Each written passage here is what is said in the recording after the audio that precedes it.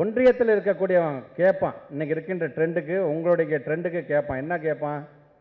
என்னடா அது இப்படி ஒரு மத யானைன்னு ஒரு புத்தகத்தை எழுதியிருக்கான்டா, யாரா அந்த பையன் அப்படின்னு கேட்பான்ல. அப்போ யாரா அந்த பையன் கேட்டால் ஒவ்வொருத்தரும் அன்பில் மகேஷ் பொய்யாமொழியா மாறி நான் தாண்டா அந்த பையன் அப்படின்னு நீங்கள் சொல்லணும். இது அன்பில் மகேஷ் பொய்யாமொழி எழுதிய புத்தகமாக இருந்தாலும் இது உங்களுடைய புத்தகம், உங்களுடைய கல்வி சார்ந்திருக்கின்ற புத்தகம். உங்களுடைய தம்பியும் உங்களுடைய தங்கச்சியும் படிக்கிறாங்க பார்த்தீங்கன்னா, அந்த கல்வி உரிமைகள்லாம் பறிக்கப்படுகிறது பார்த்தியா, அதுக்காக எழுதப்பட்ட புத்தகம். ஆனால் இந்த புத்தகத்தை யாரா எழுதணும், யாரா அந்த பையன் சொன்னால் எல்லாரும் சொல்லுங்கள் நான் தாண்டா அந்த பையன் அப்படின்னு தைரியமாக நீங்கள் சொல்ல வேண்டும் என்பதற்காகத்தான் இதை நான் சொல்கின்றேன். பல நேரங்களில் இந்த மண்டபத்துக்கு பல்வேறு நிகழ்ச்சிக்கு நான் வந்திருக்கேன். ஏன் நம்முடைய மாண்புக்கு துணை முதலமைச்சர் ஒரு புத்தகத்தை வெளியிடுகின்ற ஒரு நிகழ்ச்சியை நான் வந்து ஒரு பார்வையாளர் கீழே உட்காந்து நான் பார்த்துருக்கிறேன். பல நேரங்களில் திருமண நிகழ்ச்சி போன்ற நிகழ்ச்சிகளுக்கும் இங்கே வந்து நான் கலந்து கொண்டு போயிருக்கிறேன் நான். ஆனால் இந்த முறை வந்தது என்பது இந்த மத யானை புத்தகத்தை பற்றி எங்களுடைய ஹெட் குவார்ட்டர்ஸில் எங்களுடைய ஐயாவுடைய உரையை கேட்பதற்காக வந்திருக்கேன். பார்த்தீங்கன்னா இது என்னுடைய வாழ்நாளில் என்றைக்குமே மறக்க முடியாத ஒரு பெருமையாக பேராக நான் கருதுகின்றேன்.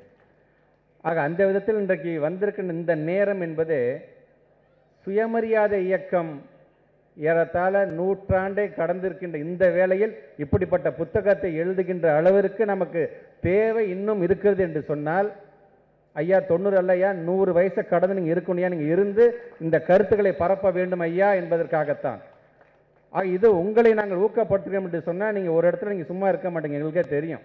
நாங்களும் பார்த்துக்கிட்டு தான் இருக்கோம். விடுதலையை பார்க்குறதாக இருந்தாலும் சரி, சமூக வலைத்தளம் பார்க்க தான் ஒவ்வொரு ஊரில் ஒவ்வொரு நாளில் ஏதோ ஒரு கருத்தை நீங்கள் பேசிகிட்டு இருக்கிறீங்க. இந்த எனர்ஜி உங்களுக்கு எங்கேருந்து வருது எங்கள் சத்தியமாக தெரியல. ஆனால் உங்களை பார்க்கும்போது எங்களை போன்ற இளைஞர்களுக்கு இன்னும் உழைக்க வேண்டும், இந்த சமுதாயத்திற்காக பாடுபட வேண்டும் என்கிற எண்ணம் எங்களுக்கு வருகிறது. ஆக அப்படி இன்றைக்கு அந்த சுயமரியாதை இயக்கம் நூற்றாண்டை கடந்த பிறகு இந்த புத்தகத்துடைய இந்த நிகழ்வு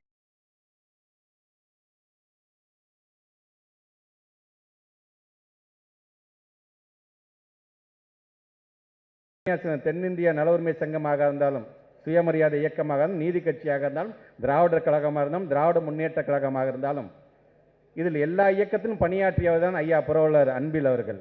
அவருடைய பேரப்பிள்ளையாக இது என்னுடைய கடமையாகத்தான் இன்றைக்கு இது போன்ற புத்தகத்தை நாங்கள் எழுதியிருக்கின்றோம். இன்றைக்கு இந்த மேடையை நாங்கள் பயன்படுத்தி கொண்டிருக்கின்றோம் என்பதை நான் தெளிவாக சொல்கிறேன்.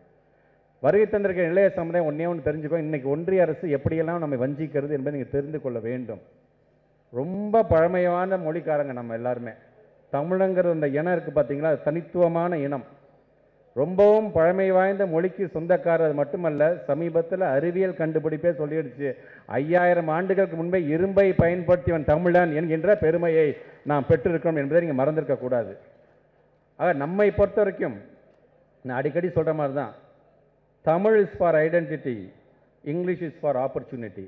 ஆக இதை நாம் தெளிவாக நம்ம புரிஞ்சு வச்சுருக்கிறோம். ஆனால் நம்முடைய ஐடென்டிட்டியை மறைக்கின்ற விதமாக ஒன்றிய அரசு என்னெல்லாம் செய்கிறது, தயவுசெய்து நீங்கள் எண்ணி பார்க்க வேண்டும். அது எங்கேருந்து ஆரம்பிக்கும்னா, இந்த மாதிரி NEP அப்படிங்கிற இடத்துலேருந்து அது ஆரம்பிக்கும்.